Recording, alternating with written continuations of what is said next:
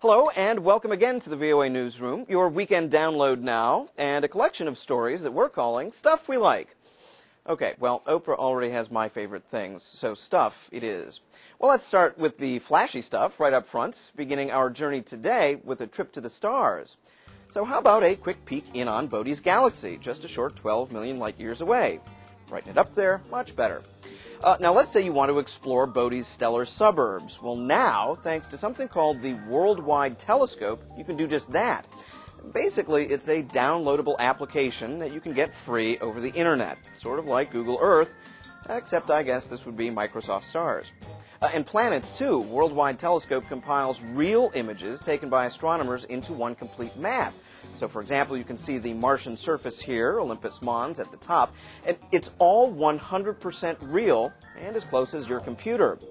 Now, schools no doubt will be big users of this, but frankly, the download can't imagine anyone with a computer who wouldn't want to occasionally peer out at our universe. And perhaps just as cool, you'll be able to look through actual telescopes around the world as well and see what they've seen. For example, these real images of the Milky Way galaxy, and you'll be able to look at the real-life star maps as well that, until now, only astronomers got to see. Now, it's all free, it's all available online, and you can take a tour by going to worldwidetelescope.org.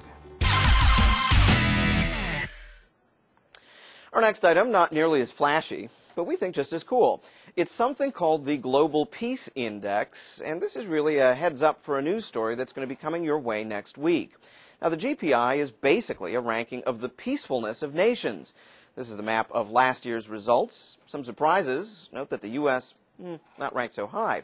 And you see all those nations in white, mainly in Africa. Well, those were unranked nations last year, but now many of them are going to be added to the mix in this year's rankings.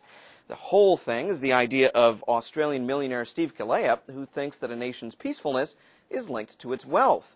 And you know, among those who agree are endorsers the Dalai Lama, Archbishop Desmond Tutu, here having a laugh with his friend the Dalai Lama, and former U.S. President Jimmy Carter.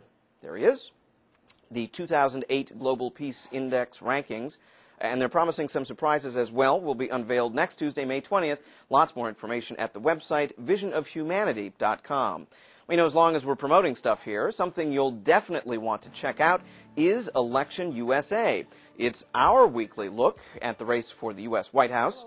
Our very own Todd Grosshans, your host, and he'll be bringing you everything you need to keep you up to date. Election USA, and you can find it right on our homepage, voanews.com. Well, a pairing of two items to round out now. The first, well, okay, nothing we like at all, but there is a payoff. And so we take you to Houston, Texas now, entomologist Tom Raspberry and his ants. There they are, specifically crazy raspberry ants. Well, okay, they're not his ants. They're an invasive species that's all but taken over the region.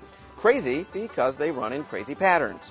And raspberry because they really like Tom Raspberry. And he discovered them, too.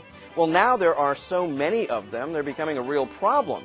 Well, what to do with crazy ants? How about some hungry plants? Hungry for bugs, to be exact. Seems there's a booming business now in growing plants that eat insects. Insectivorous plants, I guess they're called. Well, whatever you call them, just don't call them late for dinner.